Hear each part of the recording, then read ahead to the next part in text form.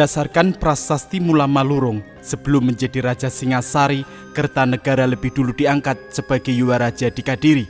Nama gelar abhiseka yang ia pakai ialah Sri Maharaja Sri Loka Wijaya Purusotama Wira Asta Basudewa Dipa Aniwari Wiryanindita Parakrama Murdaya Namo Tunggadewa.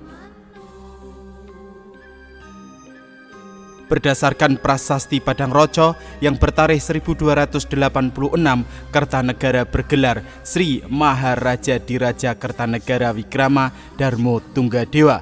Kertanegara naik tahta Singasari tahun 1268 menggantikan ayahnya Wisnu Wardana. Menurut para raton, ia adalah satu-satunya Raja Singasari yang naik tahta secara damai. Kertanegara merupakan sosok Raja Jawa pertama yang ingin memperluas kekuasaannya mencakup wilayah Nusantara. Tetapi di akhir hayatnya, Kertanegara terbunuh dalam pemberontakan Jayakatwang.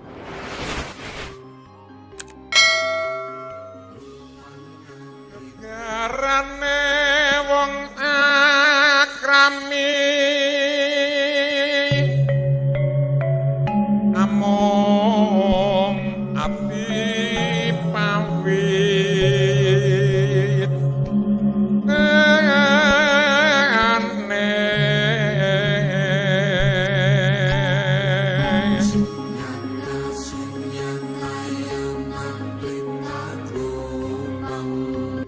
Kerajaan Singosari adalah kerajaan bercorak Hindu-Buddha yang terletak di Malang, Jawa Timur.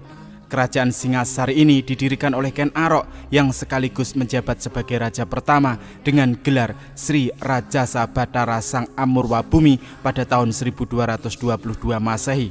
Berdasarkan prasasti Kudadu, nama resmi kerajaan Singasari yang sesungguhnya ialah Kerajaan Tumapel.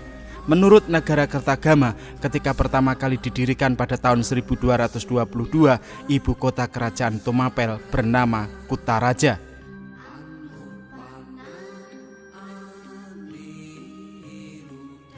Pada tahun 1254, Raja Wisnuwardana mengangkat putranya yang bernama Kertanegara sebagai Yuwaraja dan mengganti nama ibu kota menjadi Singasari.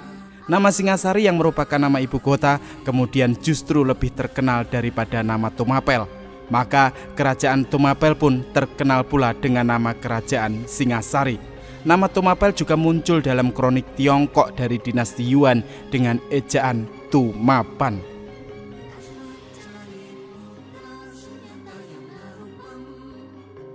Kertanegara adalah raja pertama yang mengalihkan wawasannya keluar Jawa. Pada tahun 1275, dia mengirimkan pasukan ekspedisi Pamalayu untuk menjadikan Sumatera sebagai benteng pertahanan dalam menghadapi ekspansi bangsa Mongol. Untuk mewujudkan ambisinya, dilaksanakanlah ekspedisi Pamalayu yang bertujuan untuk menaklukkan kerajaan-kerajaan di Sumatera sehingga dapat memperkuat pengaruhnya di Selat Malaka yang merupakan jalur ekonomi dan politik penting. Ekspedisi ini juga bertujuan untuk menghadang pengaruh kekuasaan Mongol yang telah menguasai hampir seluruh daratan Asia.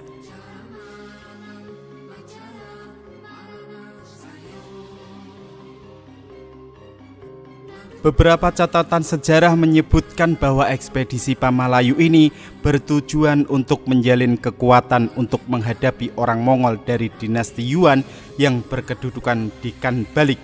Saat itu, dinasti Yuan atau dikenal sebagai dinasti Mongol sedang melakukan ekspansi wilayah, bahkan memiliki bentangan yang cukup luas dari Korea hingga Rusia, Timur Tengah, dan Eropa Timur. Dan pada tahun-tahun itu, dinasti Mongol berusaha mengadakan perluasan di antaranya ke Jepang dan Jawa.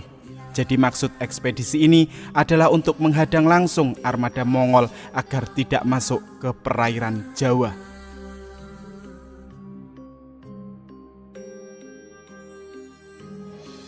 Pengiriman pasukan ke Sumatera dilakukan pada tahun 1275 di bawah pimpinan Kebu Anabrang. Pada tahun 1286, Bumi Malayu dapat ditundukkan. Kemudian Kertanegara mengirimkan kembali utusan yang dipimpin oleh Rakyan Mahamantri Dyah Adwaya Brahma membawa arca Amogapasya sebagai tanda persahabatan dan hubungan diplomatik dengan kerajaan Dharmas Raya yang saat itu rajanya bernama Sri Maharaja Srimat Tribhuwana Raja Mauli Warmadewa.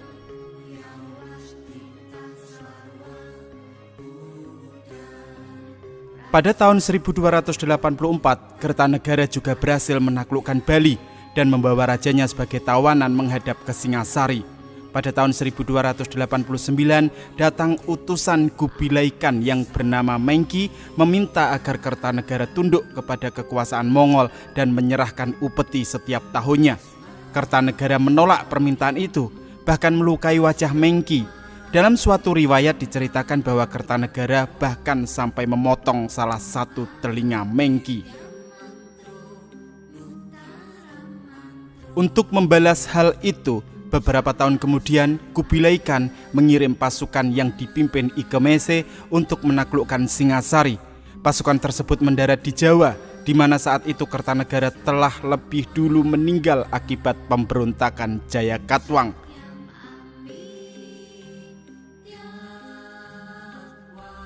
Negara Kertagama menyebutkan daerah-daerah bawaan Singosari di luar Jawa pada masa Kertanegara antara lain Melayu, Bali, Pahang, Gurun, dan Bakulapura. Raja Kertanegara memang memiliki ambisi untuk menyatukan kerajaan-kerajaan di Nusantara di bawah payung kekuasaan Singasari. Kehebatannya dalam memerintah berhasil membawa Singasari menjadi salah satu kerajaan Hindu-Buddha terbesar di Nusantara.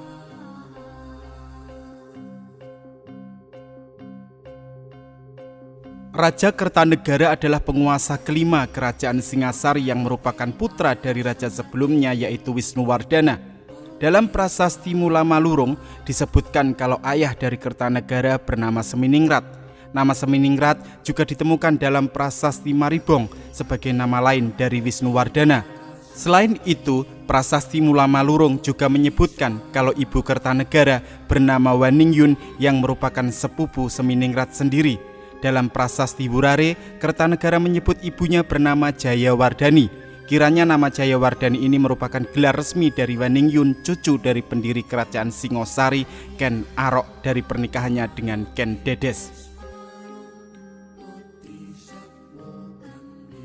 Raja Kertanegara menikah dengan Sri Bajradewi dan dikaruniai beberapa orang putri. Putrinya kemudian dinikahkan dengan Raden Wijaya yang nantinya mendirikan kerajaan Majapahit dan Ardaraja putra Jayakatwang dari Kediri. Nama 4 orang putri Kertanegara yang dinikahi oleh Raden Wijaya menurut Nagara Kertagama adalah Tribhuwanaswari, Narendra Duhita, Jayendra Dewi, dan Gayatri.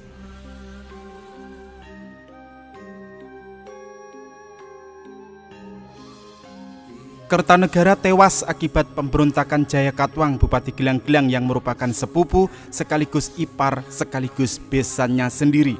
Dikisahkan dalam Pararaton, Kidung Harsawijaya dan Kidung Panji Wijayakrama, Jayakatwang dipengaruhi oleh Arya Wiraraja supaya memberontak. Jayakatwang merupakan keturunan Kertajaya, raja terakhir Kediri yang dikalahkan oleh Ken Arok leluhur Kertanegara pada tahun 1222.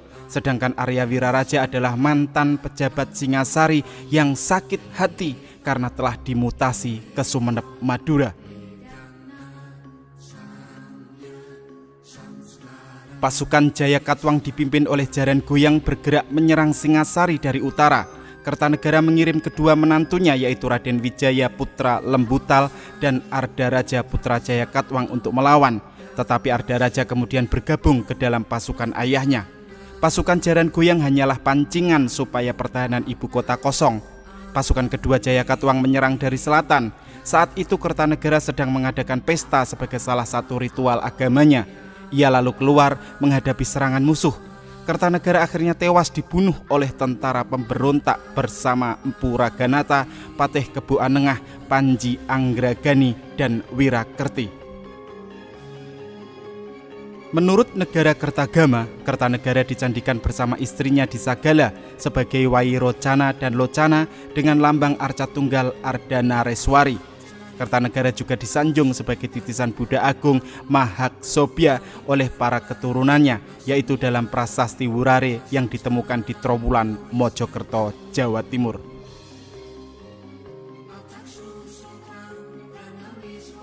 Demikianlah sedikit kisah tentang raja terakhir Kerajaan Singasari, Raja Kertanegara. Apabila ada kesalahan saya dalam penyebutan nama, gelar, tahun maupun perbedaan versi, sekali lagi saya haturkan mohon maaf yang sebesar-besarnya. Akhirul kalam, wassalamualaikum warahmatullahi ta'ala wabarakatuh. Salam Rahayu, Om Swastiastu, Namo Buddhaya, salam kebajikan.